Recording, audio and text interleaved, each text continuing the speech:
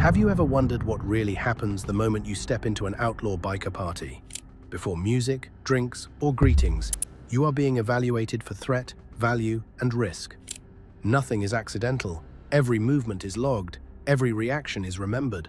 This world does not reward curiosity or confidence, only control and awareness.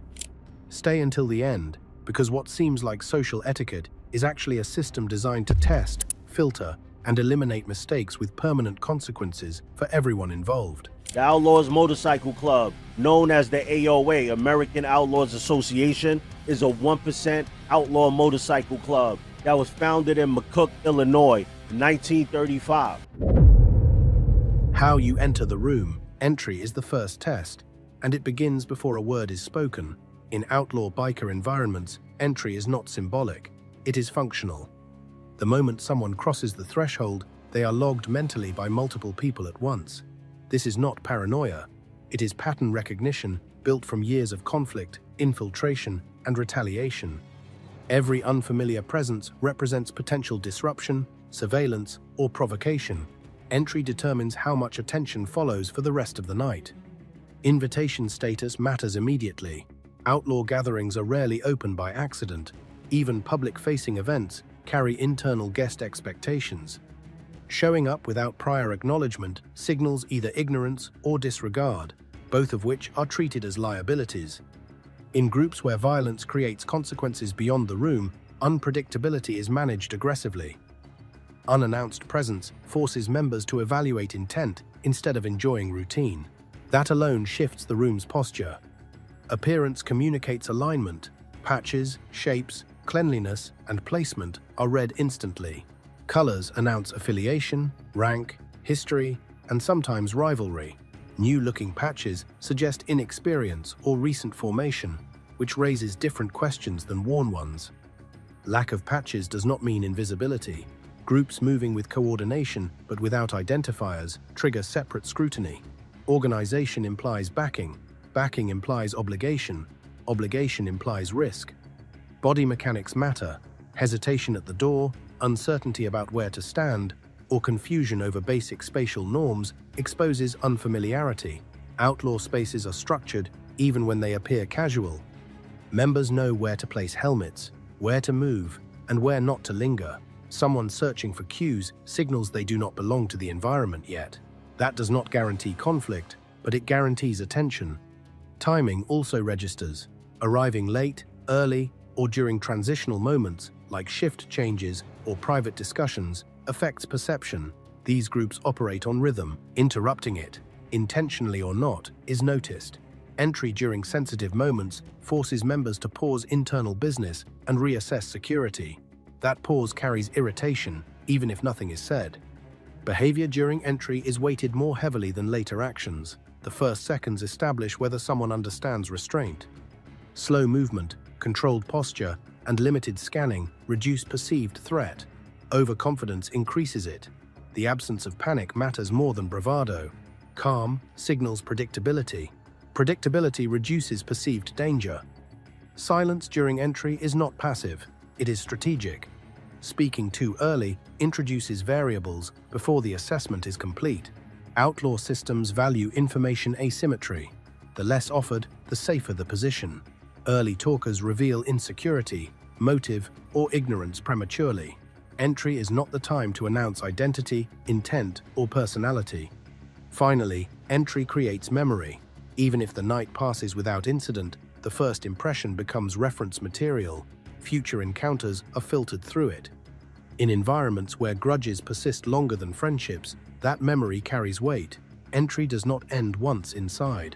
It continues as long as the person remains present, shaping how closely they are watched and how quickly consequences follow if something goes wrong. Eye contact and visual discipline. Eye contact is treated as information exchange, not courtesy. In outlaw biker spaces, the face is considered a liability if it is hidden and a risk if it is uncontrolled. Visual discipline is learned behavior shaped by interrogation, confrontation, and violence.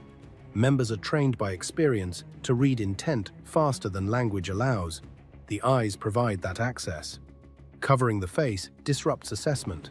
Sunglasses indoors, partially removed helmets, or any obstruction between the eyes and the room creates friction. This is not about etiquette. It is about trust calibration. Obscured eyes prevent intent evaluation, which forces others to assume worst-case scenarios. In groups that manage threats proactively, uncertainty is treated as a problem that must be resolved, not tolerated. Direct eye contact functions as a stability signal. It indicates presence, awareness, and readiness to be held accountable for reactions. Avoidance suggests anxiety, deception, or hostility. Overly aggressive staring suggests a challenge. The balance is narrow and culturally specific. Members notice whether eye contact is brief, reactive, or sustained too long. Each variation triggers a different internal response. Blink rate, pupil focus, and gaze drift are unconsciously tracked. These are not myths. High-stress environments condition people to recognize stress leakage. Excessive blinking, fixed stares, or scanning for exits communicate pressure. Pressure suggests vulnerability. Vulnerability attracts testing. Testing escalates risk. Visual discipline also applies to how someone observes others. Openly scanning patches, watching hands too closely, or tracking specific individuals' signals, concerns, or intent. That attention is noticed and mirrored. In closed hierarchies, observation is permitted only after permission is established. Premature scrutiny disrupts power balance. Outlaw culture values controlled neutrality. The ideal visual posture is calm acknowledgement without interest. This signals that the person is not searching for dominance, validation, or escape. Anything outside that range requires explanation, even if none is given verbally. Explanation in these environments often takes physical or social form. Eyes also reflect alignment. Loyalty, contempt, fear, and resentment surface there first. Members accustomed to internal discipline learn to mask reactions, but outsiders rarely do. The inability to regulate facial response exposes emotional volatility. Volatility is dangerous. It leads to unpredictable reactions under pressure, which threatens group stability. Visual behavior is remembered. Someone who appears evasive or hostile during a first encounter will be monitored more closely later. Someone who appears calm and unreadable reduces future scrutiny. This is not approval, it is risk management. Lower perceived risk receives less attention. Importantly, visual discipline is not submission, it is containment.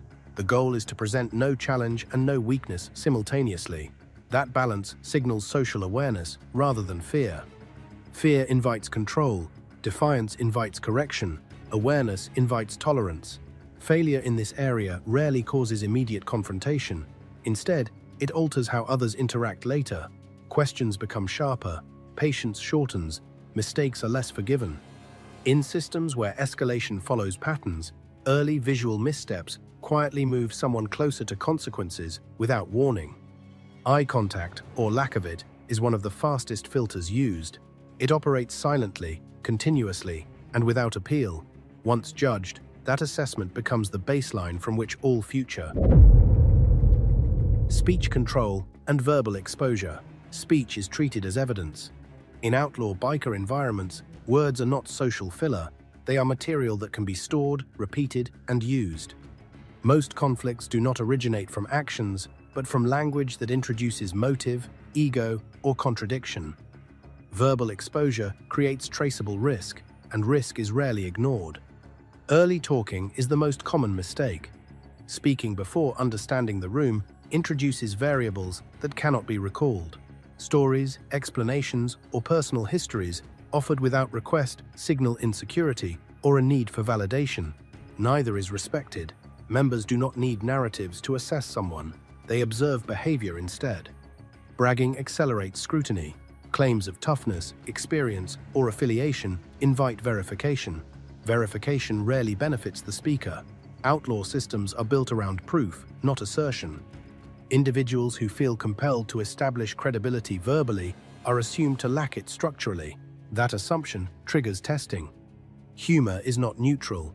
Jokes reveal hierarchy, awareness, impulse control, and boundary recognition. Familiarity-based humor without established rapport is interpreted as overreach. Sarcasm misfires frequently. What is tolerated among friends becomes provocation among strangers. Verbal miscalculation is often treated as intentional, regardless of intent. Alcohol amplifies exposure. Reduced inhibition leads to oversharing, misjudged confidence, and reactive speech. Many people enter environments safely and create problems only after speaking excessively. The transition from anonymity to visibility is often self-inflicted. Silence would have preserved neutrality. Information leakage is cumulative. Details about background, affiliations, beliefs, or grievances build a profile. Profiles create leverage. Even harmless information can become ammunition when reframed.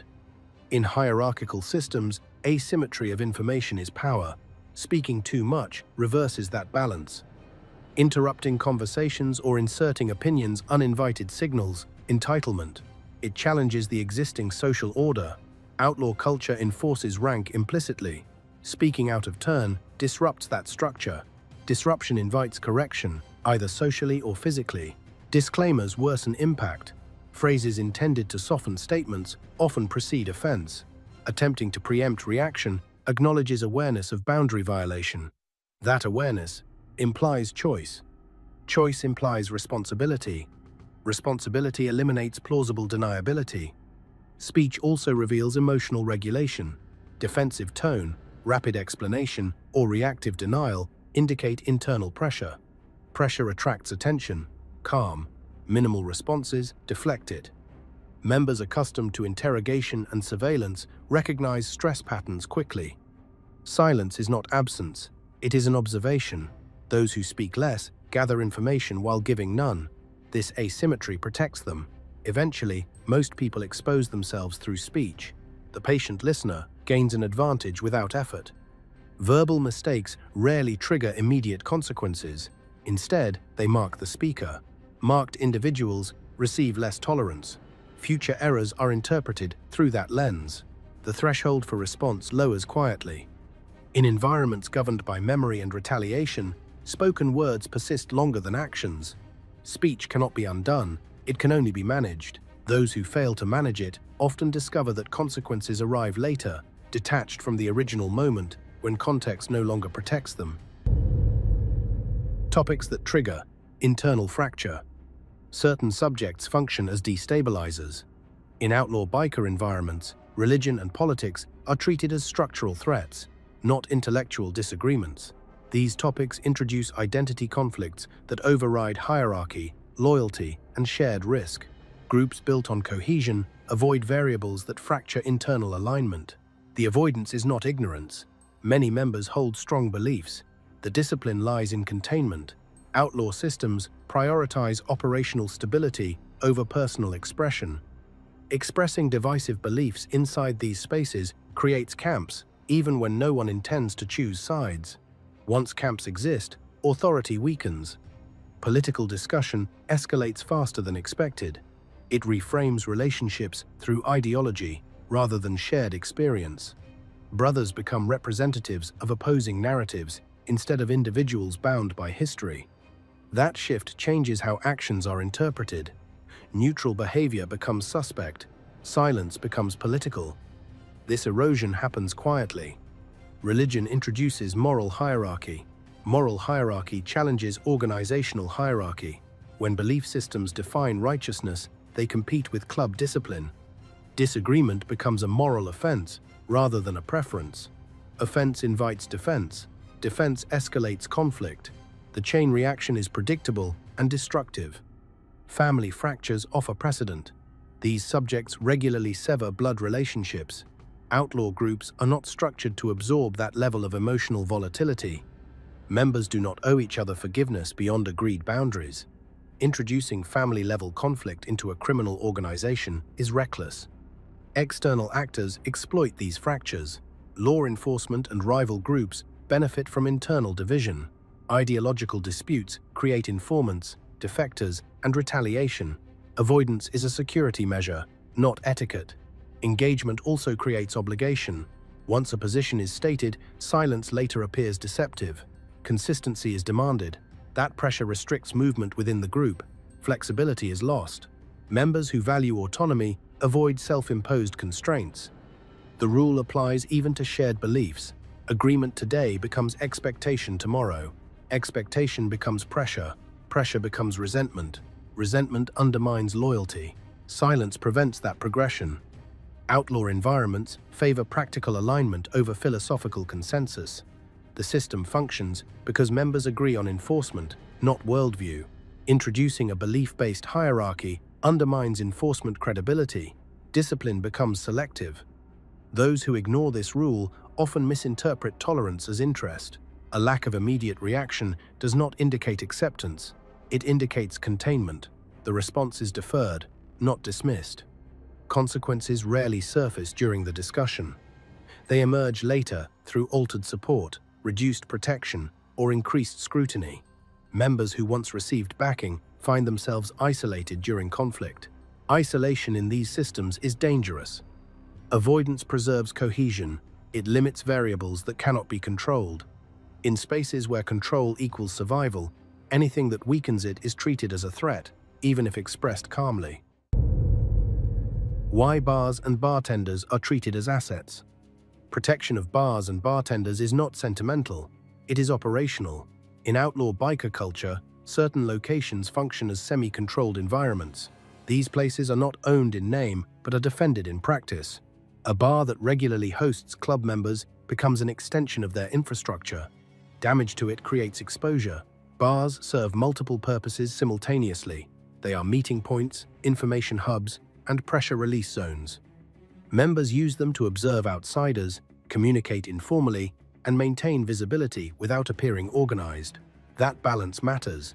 When a bar becomes unstable, all of those functions collapse at once. Bartenders occupy a critical position. They control alcohol flow, which directly affects behavior. They also observe everything. They notice who arrived agitated, who is escalating, and who is forming alliances across tables. Their vantage point gives them early warning capability. In volatile environments, early warning prevents incidents that draw attention. Information travels quietly through bartenders. This is not always explicit. Patterns are shared through pauses, refusals, or subtle redirection. A drink delayed can cool a situation. A quiet signal can summon support before voices rise. Members trust bartenders who understand the room's rhythm. That trust is earned through consistency, not loyalty declarations. Disrespecting a bartender is interpreted as destabilizing the environment. It introduces chaos at the control point. Alcohol-fueled aggression aimed at staff signals a loss of discipline. Loss of discipline threatens everyone present. Immediate correction protects the system, not the individual being defended. Ownership relationships matter. Sometimes a member is romantically involved with staff. Sometimes the club has a financial interest. Sometimes the bar owner relies on the club for protection against rival groups. These connections create mutual dependence. A problem inside the bar extends beyond the room. Neutral ground is valuable. In outlaw ecosystems, neutral spaces are rare and fragile. Once compromised, they cannot be reclaimed easily. A burned location draws law enforcement attention, forces relocation, and disrupts routines. Routine disruption increases error rates. Errors lead to arrests. Bars also function as filters. Outsiders reveal themselves there before entering deeper spaces. Behavior in a bar determines access later. If that environment becomes unsafe, the filter fails. The group loses an early assessment layer. Protection is preventative. It is easier to remove one disruptive individual than to manage fallout from an uncontrolled incident. Quick, decisive response sends a message without explanation. That message preserves order. Outsiders often misread these actions as excessive or personal. They are neither. They are calculated. The goal is to maintain the viability of the space. Emotional reactions are irrelevant. Bartenders who understand this dynamic gain protection. Those who do not are replaced or avoided. Trust is conditional and revocable. It depends on discretion and situational awareness. The bar itself becomes part of the club's memory. Incidents there carry weight long after the night ends. Protecting it preserves not just a location, but a history of controlled outcomes. In environments where every incident is logged mentally and revisited later, safeguarding the bar is safeguarding future stability. The response to disrespect reflects that priority, even when the reason is not explained. How the patch is used as leverage. The patch is not just identification, it is authority condensed into fabric. In outlaw biker culture, the patch represents collective violence, shared consequences, and historical retaliation. Most members understand this and carry it with restraint. Some do not. Those individuals use the patch as leverage rather than responsibility. This behavior is recognizable. It appears as unnecessary pressure on outsiders, exaggerated enforcement of minor norms, or deliberate provocation where no threat exists. The individual relies on the assumption that backup is guaranteed. That assumption emboldens behavior that would not occur without group protection. The patch becomes insulation for personal insecurity. These actions are not always sanctioned. Clubs tolerate a degree of internal dysfunction to preserve unity. However, unchecked misuse creates external problems. Outsiders react unpredictably when pressed. Escalation attracts attention. Attention invites law enforcement. This chain reaction endangers everyone, not just the instigator. Testing behavior often targets perceived low-risk individuals. Outsiders without visible affiliation, smaller groups, or individuals showing hesitation become convenient targets. The goal is not resolution, but affirmation. The instigator seeks validation through dominance displays that carry minimal personal risk due to numerical advantage. This misuse damages internal discipline. When members observe patch-backed bullying, respect erodes quietly. Authority becomes associated with the ego rather than structure. Over time, this weakens leadership credibility. Leaders then must manage fallout created by individuals acting beyond necessity. Outsiders frequently misinterpret these encounters as personal. They are rarely that. The target is interchangeable. The behavior would have occurred regardless of who was present. Understanding this does not make it safer, but it clarifies the motive. Responding emotionally feeds the dynamic. Engaging rarely benefits the outsider. Reaction confirms effectiveness. Calm. Withdrawal denies validation. In environments where numbers and surveillance favor the club, confrontation without backing is a losing equation. The patch ensures asymmetry. Internally, repeated misuse attracts scrutiny. Members who create unnecessary exposure eventually face correction. Correction may be formal or informal, but it arrives. Clubs value control over chaos. Individuals who jeopardize that balance become liabilities. The presence of these dynamics does not negate the patch's meaning. It highlights its power. Power attracts misuse. Systems tolerate some abuse until the cost outweighs benefit. When that threshold is crossed, consequences follow. Understanding that the patch can be weaponized psychologically is critical. It explains why some interactions escalate without cause. The leverage is not about the moment. It is about reinforcing perceived dominance within the hierarchy. Outsiders who recognize this pattern avoid taking bait. Avoidance is not weakness, it is risk calculation. In outlaw ecosystems, survival depends on recognizing when authority is being displayed theatrically versus operationally. The patch carries weight, whether used responsibly or not. Its misuse creates stories, grudges, and attention. Those accumulate. Eventually, someone pays for that accumulation. The individual wielding it rarely chooses when or how. How small disrespect is measured. Small disrespect is never small in outlaw biker environments. It is treated as diagnostic, not emotional. These spaces operate on calibrated responses, and subtle violations are used to measure temperament, awareness, and self-control. The reaction matters more than the act itself. Minor slights are often ambiguous by design. A shoulder bump without acknowledgement, a joke that lands slightly off, a delay in returning personal space.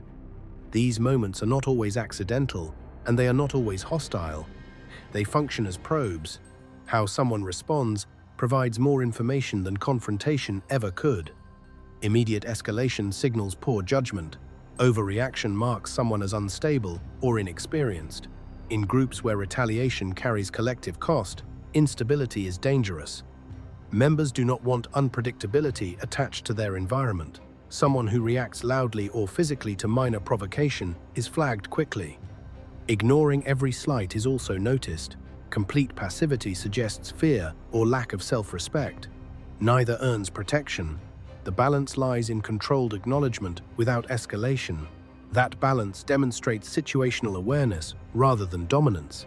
Timing plays a role. Responding too quickly shows emotional impulsivity. Responding too late suggests confusion. Measured delay indicates assessment. Assessment implies intelligence. Intelligence reduces perceived risk. Outlaw culture values proportionality. Not every action requires response. Not every response requires confrontation. Understanding which is which separates those who survive from those who become stories. Many outsiders fail because they treat all disrespect as equal. It is not. Alcohol complicates this process. Impaired judgment increases misinterpretation. What might have been ignored, sober becomes personal under influence. This shift is predictable and exploited. Those testing boundaries know when to apply pressure. Small disrespect also reveals ego attachment. Individuals who need to assert themselves publicly expose vulnerability. That vulnerability becomes leverage. Others learn how to move them emotionally. Emotional control protects against manipulation. Observers matter. These moments rarely occur in isolation. Others are watching, even if they appear disengaged. Reactions are logged, patterns form. Someone who repeatedly mishandles minor slights is categorized as a future problem. Withdrawal is often the safest response. Leaving after a minor incident preserves neutrality without signaling defeat. The incident remains unresolved publicly, which prevents escalation. In environments where exit narratives form quickly, clean departure limits damage. Staying to prove resilience often backfires. Presence after a slight invites further testing. Each test increases probability of misstep. Probability accumulates until failure occurs. Many serious incidents begin with someone choosing to remain after their instincts warned them otherwise. Respect is not earned through confrontation. It is earned through consistency. Consistent calm under pressure reduces attention. Reduced attention reduces risk. Risk management is the true goal, not dominance. Outlaw systems do not reward pride. They reward predictability. Someone who can absorb minor pressure without reaction demonstrates control. Control earns tolerance. Tolerance allows survival. Misreading small disrespect often leads to disproportionate consequences. The original act becomes irrelevant. The response becomes the issue. In environments governed by memory and enforcement, that shift is permanent. Understanding that small moments carry diagnostic weight explains why some nights turn violent without warning. The warning was there. It was just subtle. How exit behavior is interpreted. Exit matters more than arrival. In outlaw biker environments, how someone leaves determines how the night is remembered. Entry creates an impression. Exit confirms or corrects it. This is because departure happens after assessment, alcohol, observation, and quiet judgment. By the time someone leaves, the room already knows who they are. A clean exit signals control. It shows awareness of timing, surroundings, and personal limits. Leaving without announcement reduces attention. Attention during exit invites last-minute complications. Complications are unpredictable and often unnecessary. Members notice who slips out versus who makes departure a performance. Excessive goodbyes are interpreted as insecurity or a desire for recognition. Circling the room to shake hands creates visibility at the worst moment. By then, alcohol has altered moods, alliances have shifted, and patience has thinned. Visibility increases exposure. Exposure increases risk. Rushed exits are also flagged. Leaving abruptly without cause suggests panic, conflict, or awareness of impending trouble. That raises suspicion. Suspicion lingers after departure. Later encounters are colored by unanswered questions. Transportation choices matter.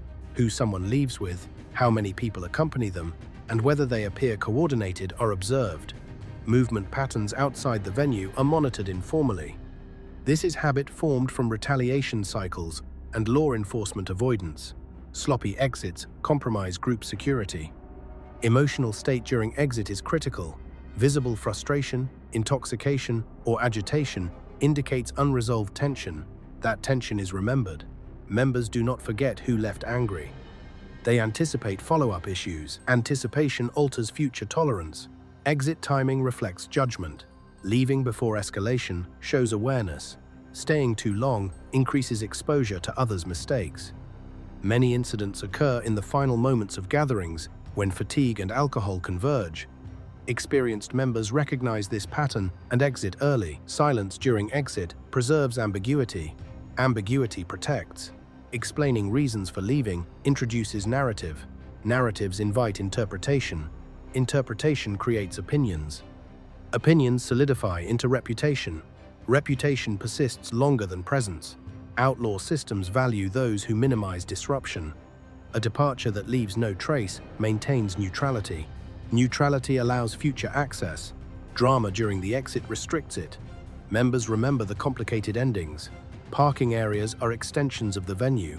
Many confrontations occur there. Exit behavior includes how someone navigates that space.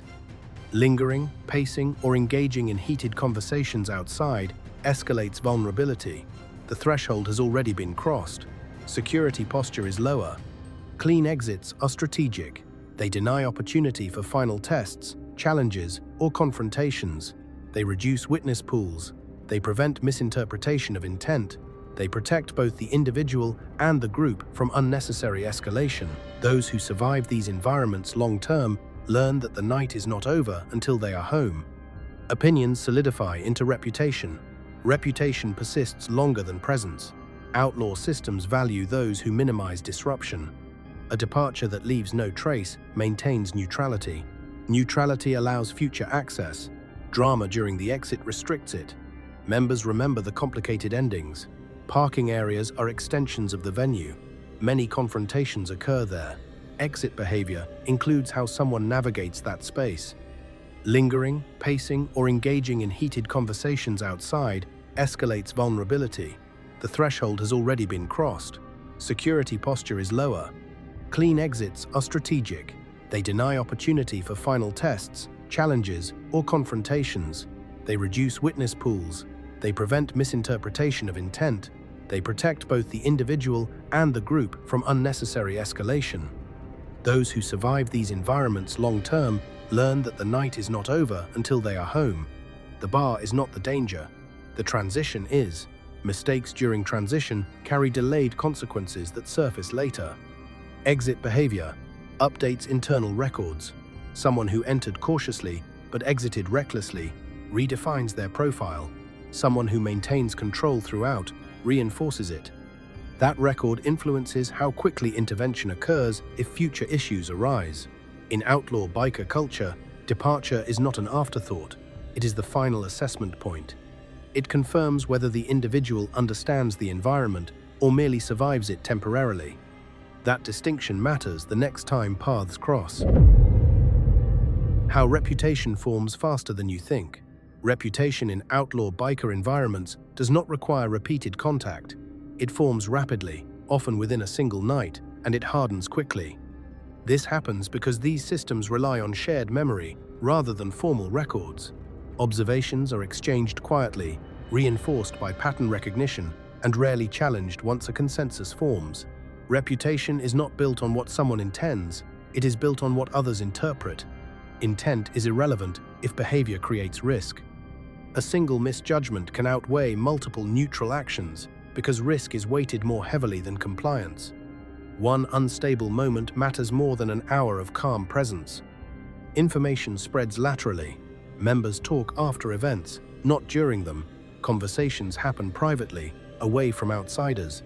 These discussions refine impressions and correct individual bias. By the next encounter, the room often already agrees on how to treat someone. That agreement shapes behavior toward them before they realize anything has changed. Reputation is contextual.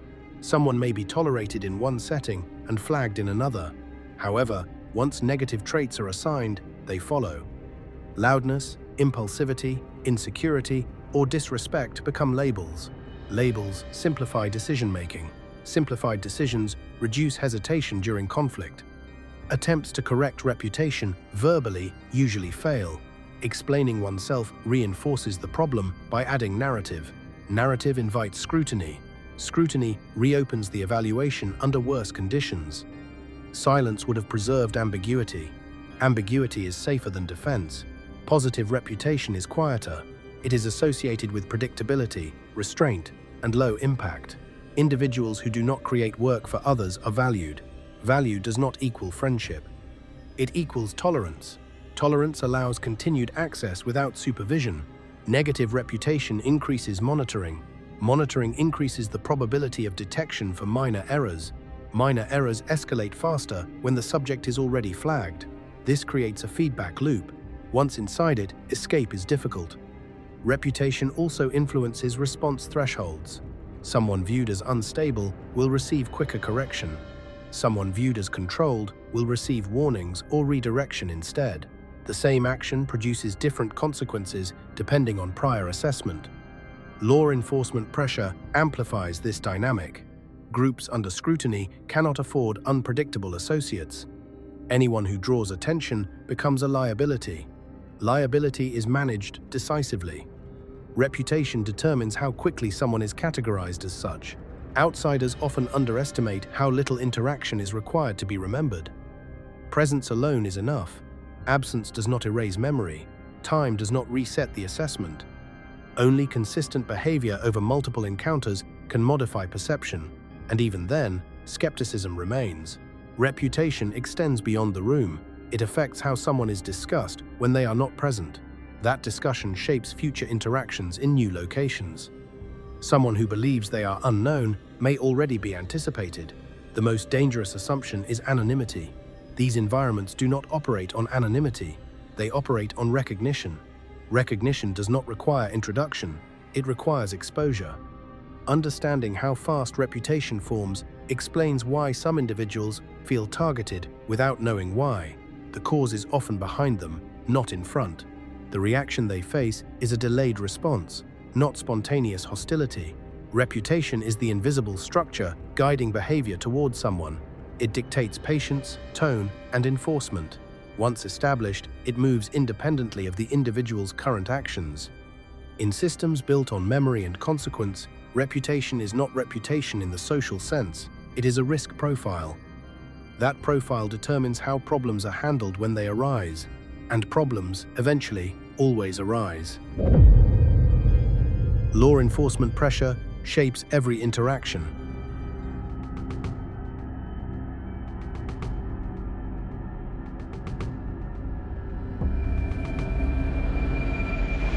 Law enforcement is a constant, even when invisible. In outlaw biker environments, every interaction is filtered through awareness of surveillance, informants, and accumulated cases. This pressure alters behavior at a structural level. It explains why tolerance is limited, reactions are controlled, and mistakes are handled quickly. Presence is always evaluated for risk of exposure. Unknown individuals introduce uncertainty. Uncertainty threatens operational security. Members assess whether someone could be recording, reporting, or simply careless enough to attract attention. Even unintentional exposure is treated as dangerous. Intent is secondary to outcome. Informants are not hypothetical. History has proven their existence repeatedly. Clubs have lost leadership, territory, and freedom through cooperation from within or near their circles. This reality conditions behavior. Members are trained by consequence to distrust openness. Casual conversation becomes potential evidence. Public incidents draw attention. Attention leads to scrutiny. Scrutiny uncovers patterns. Patterns build cases. This chain is understood deeply. Preventing the first link is prioritized. That is why minor disruptions are corrected aggressively.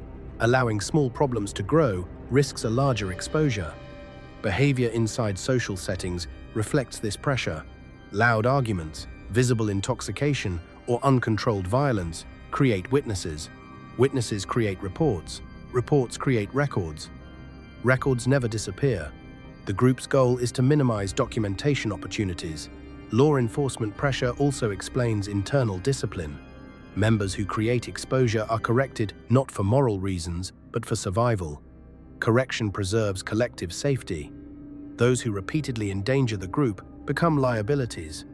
Liabilities are managed. Outsiders often misinterpret coldness or rigidity as arrogance. It is a caution. Friendly behavior creates openings. Openings create vulnerability. Vulnerability invites infiltration. The cycle is well understood. This pressure affects how exits are managed, how speech is controlled, and how conflicts are resolved. It also explains why forgiveness is limited. Mistakes cannot be undone once observed externally.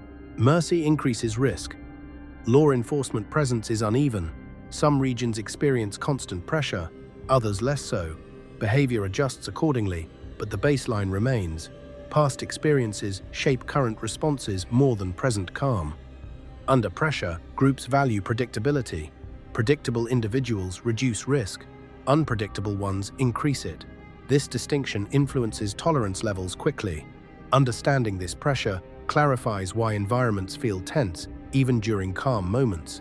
The tension is structural, not emotional.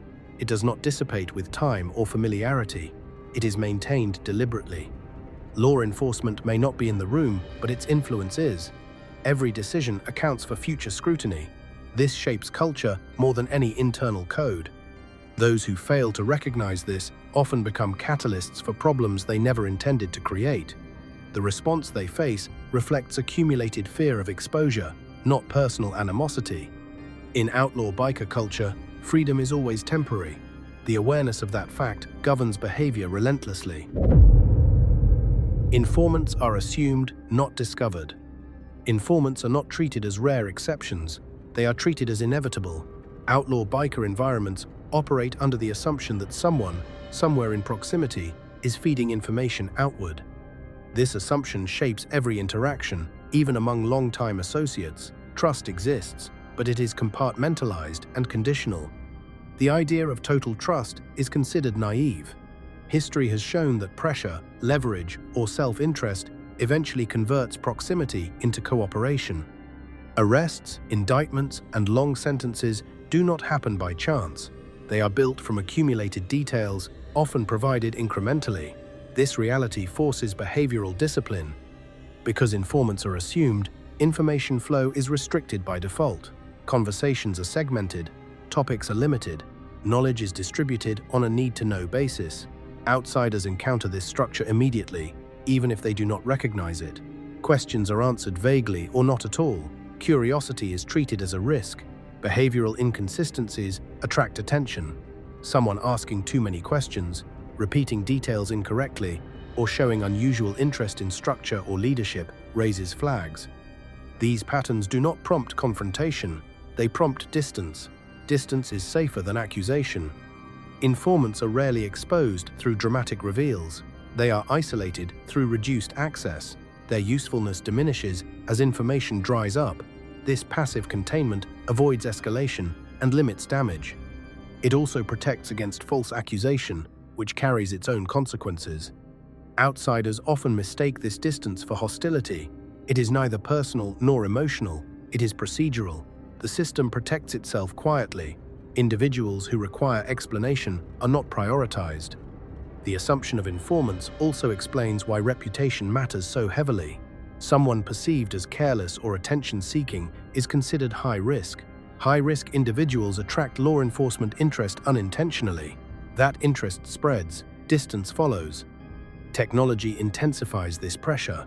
Phones, cameras, and digital trails create permanent records. Casual documentation becomes evidence later. Outlaw environments adapt by minimizing traceable behavior. Those who do not adapt are corrected or excluded. Informants also exist indirectly. Partners, acquaintances, and peripheral figures become sources without realizing it.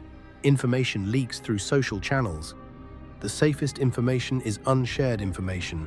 Silence limits collateral exposure. This assumption reshapes social interaction. Warmth is measured, familiarity is rationed, oversharing is discouraged. The goal is not paranoia, it is survival under sustained scrutiny. Outsiders who expect transparency misunderstand the environment. Transparency invites exploitation. These systems have learned that lesson repeatedly. Openness is a liability. Understanding that informants are assumed explains the coldness newcomers often feel. It is not rejection, it is insulation. The group is protecting itself from unknown variables. In this context, trust is not a feeling, it is a risk calculation. That calculation changes slowly and never fully resolves. The assumption of informants never disappears. It simply becomes background noise that governs behavior without announcement. Internal hierarchy is always being enforced. Hierarchy in outlaw biker environments is not symbolic or optional. It is active, continuous, and enforced even when it appears invisible. Rank determines access, tolerance, and consequence. This structure exists to prevent chaos. Without it, personal disputes would escalate unchecked and destabilize the group. Hierarchy is communicated through behavior rather than announcement. Who speaks first, who interrupts, who sits where, and who moves all signal position freely. These cues are subtle but consistent. Members learn them through correction, not instruction. Outsiders often miss them until they violate one. Violations are not always corrected immediately. Sometimes they are logged. Logging allows leadership to assess patterns versus accidents. Repeated misalignment triggers a response. Response scales with rank and context. Correction is rarely explained. Explanation invites debate. Debate undermines authority. Lower-ranking members enforce hierarchy indirectly. They watch for breaches and report upward. This reduces the need for overt leadership intervention. It also distributes enforcement responsibility, making the system resilient. Outsiders encountering enforcement may misattribute it to personal hostility rather than structural necessity. Hierarchy also governs conflict resolution. Disputes do not escalate freely. They move upward or are shut down. Unauthorized conflict threatens order. Individuals who bypass structure create instability. Instability invites correction. Rank influences tolerance. Higher-ranking members are granted more leeway. This is not favoritism. It reflects investment. Leaders have proven reliability. Outsiders have not. Tolerance is earned through consistency, not presence. Outsiders often mistake informality for equality. Casual language does not equal standing. Informality exists within boundaries. Crossing those boundaries reveals hierarchy abruptly. Hierarchy protects the group from ego-driven violence. Centralizing authority, it limits personal vendettas. This does not eliminate violence. It controls its timing and direction. Control preserves longevity. Understanding hierarchy explains why some actions are ignored while others provoke a swift response. The action itself matters less than who performed it and where they stand. This context determines interpretation. Those who challenge hierarchy without backing are corrected decisively. Those who respect it gain limited autonomy. Autonomy is the reward for predictability. Hierarchy is always present, even when unspoken. It governs behavior silently.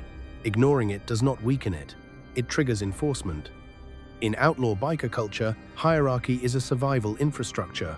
Without it, the system collapses under its own volatility. Violence functions as a system, not an outburst.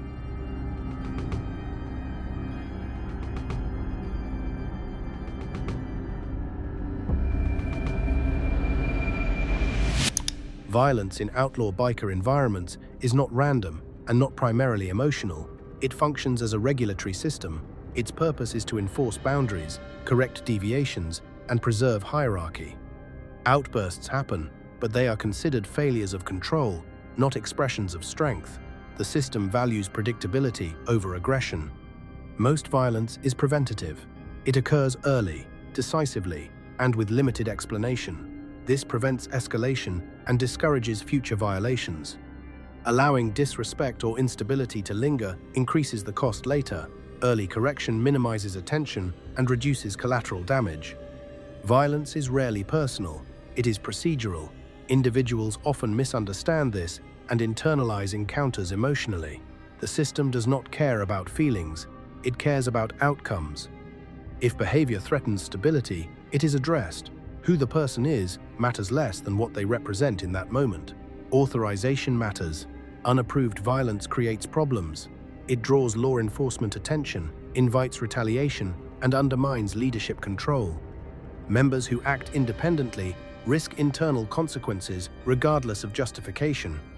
Discipline applies inward as well as outward. The visibility of violence is controlled. Public incidents are avoided. When they occur, they are contained quickly. Witnesses increase risk. Risk is managed aggressively. The goal is to resolve issues without creating narratives outsiders can exploit. Violence also communicates internally. It reinforces hierarchy and clarifies boundaries without prolonged discussion.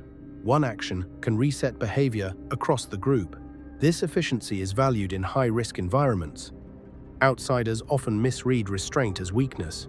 It is a calculation. Violence is deployed when it serves the system, not the ego. Ego-driven violence destabilizes. Destabilization invites collapse. Understanding violence as a system explains why some serious violations are met calmly, while minor ones provoke a swift response. The response aligns with perceived risk, not severity in a moral sense. This system persists because it works within the environment's constraints. It limits chaos while maintaining control. Those who fail to recognize this misinterpret signals and place themselves in danger.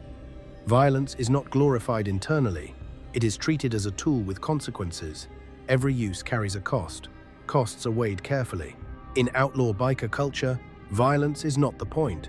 Control is. Violence is one method among others to achieve it. Betrayal is expected, not forgiven.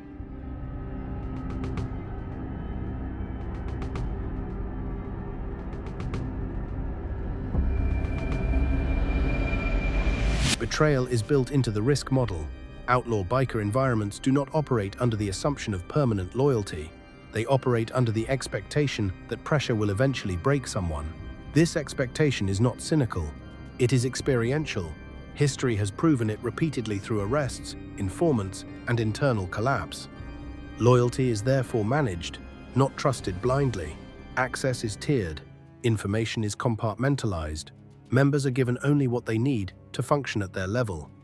This limits damage when betrayal occurs. The system absorbs loss rather than pretending it can prevent it entirely. Betrayal rarely arrives dramatically. It unfolds quietly through small concessions, delayed reactions, or selective silence. These behaviors are noticed, patterns are tracked. Once suspicion forms, distance replaces confrontation. Confrontation creates volatility. Distance limits exposure. Forgiveness is rare because it creates precedent. Precedent invites repetition. In environments where betrayal carries legal and physical consequences for others, mercy is interpreted as weakness. Weakness invites exploitation.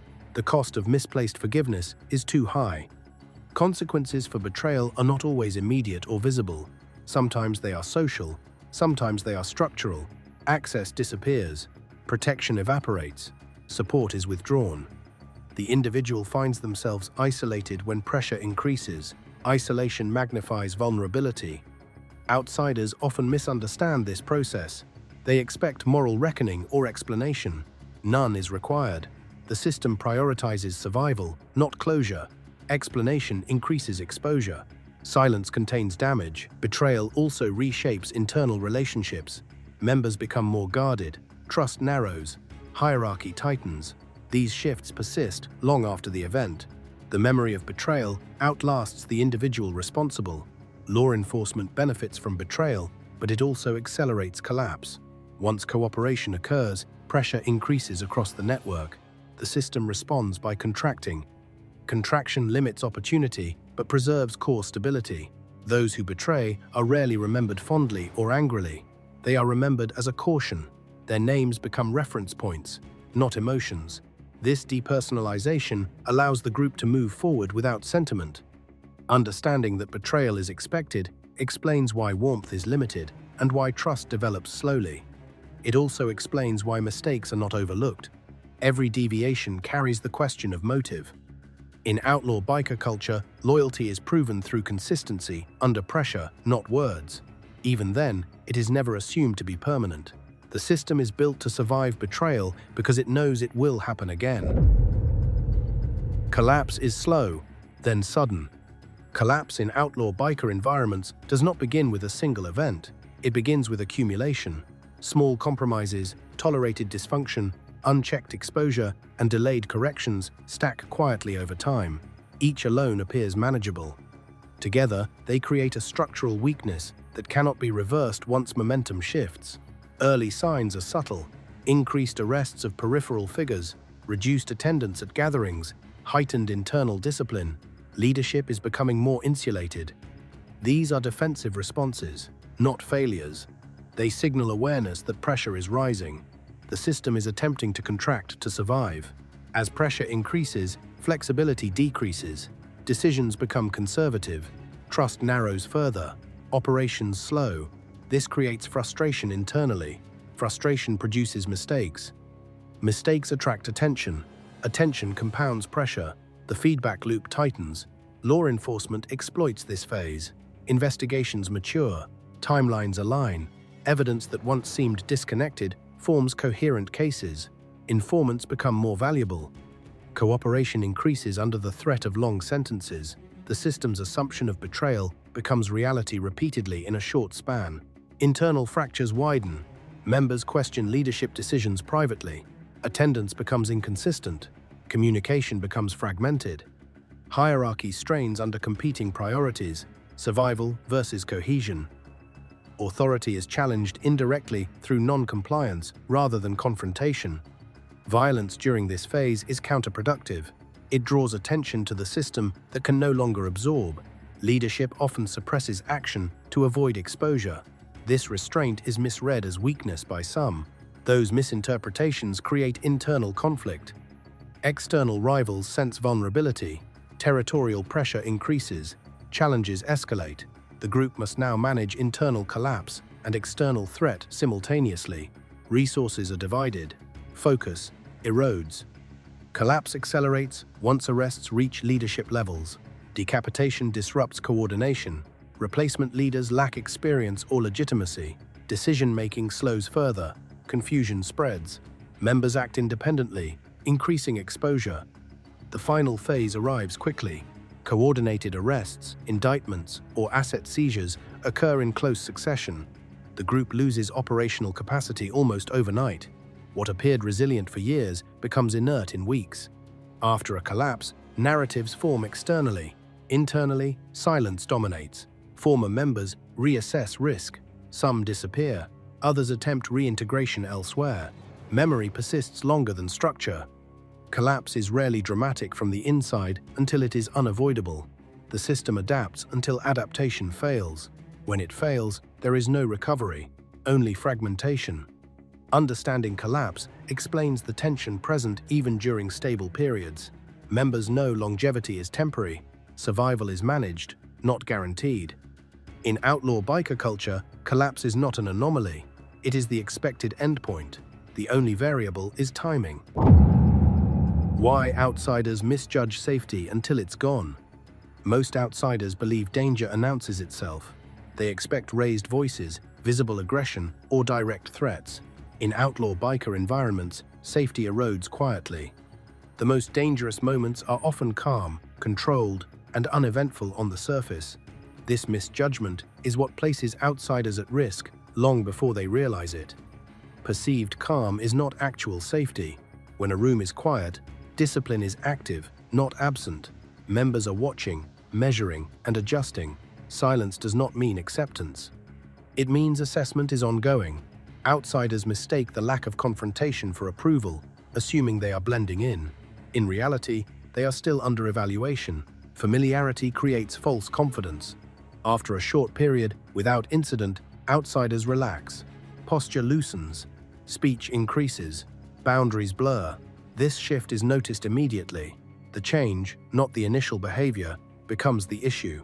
Consistency matters more than first impressions. Deviation signals loss of control. Another misjudgment comes from delayed consequences. In many social spaces, mistakes trigger immediate reaction. In outlaw environments, response is often deferred. This delay creates the illusion that behavior was acceptable. The response comes later, detached from the original moment, when context no longer protects the individual. Outsiders also misread tolerance as weakness. When minor violations are ignored, it is assumed that limits are flexible. They are not. The system simply has not decided whether correction is necessary yet. Once that decision is made, tolerance disappears instantly. Alcohol intensifies this misunderstanding. As inhibition lowers, perception narrows. Outsiders focus on immediate interactions and miss broader shifts in the room. They fail to notice changes in attention, body positioning, or movement patterns that signal rising concern. By the time those signals become obvious, options are limited. Safety is also misjudged because enforcement is selective. Not everyone is corrected equally. Outsiders see someone else get away with behavior and assume equal treatment applies. It does not. Enforcement depends on risk profile, not fairness. Different people receive different responses for identical actions. Another factor is environmental illusion. Bars, music, and social cues mimic normal nightlife. This disguises the underlying structure. Outsiders rely on familiar rules that do not apply. What feels like a bar is functioning as controlled territory. Treating it as a neutral space creates vulnerability. The most common error is staying too long. Time increases exposure. Each additional moment introduces new variables. New arrivals, changing moods, fatigue, and alcohol shift dynamics continuously. The longer someone remains, the higher the probability of a misstep. Outsiders underestimate this accumulation effect. Safety also disappears during transitions. Movement between spaces, parking areas, and rides home is treated casually by outsiders. These moments are when discipline drops and vulnerability peaks. Many serious incidents occur after the perceived danger has passed. Outsiders often assume intent will be clarified before consequence. It will not. Explanation is not owed. Interpretation replaces intent in these environments. Once interpretation solidifies, the outcome follows. Understanding why safety is misjudged explains why people are often surprised by escalation. They believed nothing was wrong. In reality, multiple thresholds had already been crossed quietly. In outlaw biker culture, danger is not loud, it is procedural. The absence of chaos is not reassurance. It is the warning most people fail to recognize until it is too late. Why observation never stops, even after acceptance. Acceptance is often misunderstood as safety. In outlaw biker environments, acceptance does not end with observation. It changes its intensity. Once someone is no longer treated as an unknown variable, they become a known quantity that must be managed. Management requires continuous evaluation. Observation never stops because people change under pressure. Early observation focuses on threat. Later observation focuses on reliability. The questions shift from who you are to how consistent you remain. Consistency is tested over time, not moments. Small deviations matter more after acceptance because expectations exist. Violating expectations carries greater consequences than initial unfamiliarity. Comfort is the most common failure point. Once someone feels accepted, vigilance drops. Behavior relaxes. Boundaries are pushed casually. This is when observation tightens again. Comfort introduces risk because it creates an opportunity for mistakes. The system anticipates this and watches for it. Observation is distributed. It is not the responsibility of one individual. Multiple members track behavior informally. Different people notice different things. One observes speech patterns. Another tracks movement. Another watches reactions under stress. Together, these fragments form a composite assessment that is difficult to alter once established. Patterns matter more than incidents. A single mistake can be tolerated if it remains isolated. Repeated small deviations form a pattern. Patterns indicate underlying instability. Instability threatens group predictability. Predictability is non-negotiable. Observation also extends outside formal settings. Behavior in adjacent spaces, associations, and lifestyle choices are noticed indirectly. Information travels through proximity, not inquiry. Someone does not need to be present to be observed. Their actions are reflected through others. Acceptance also increases scrutiny because access expands. With access comes exposure to sensitive environments. Exposure increases risk. Risk demands monitoring. This is not distrust. It is risk management operating as designed. Those who mistake acceptance for immunity often fail quickly. They assume history protects them. It does not. History only sets expectations, and failure to meet expectations triggers a response faster than initial unfamiliarity ever did. Observation includes how someone responds to correction. Resistance signals the ego.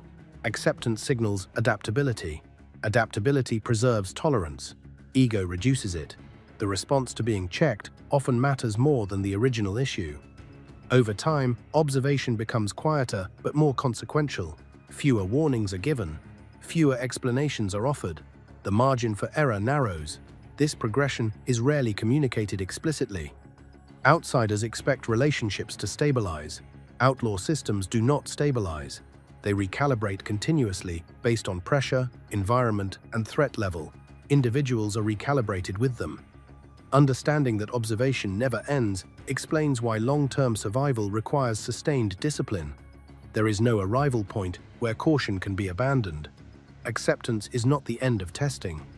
It is the beginning of a different test, one with higher stakes and fewer second chances.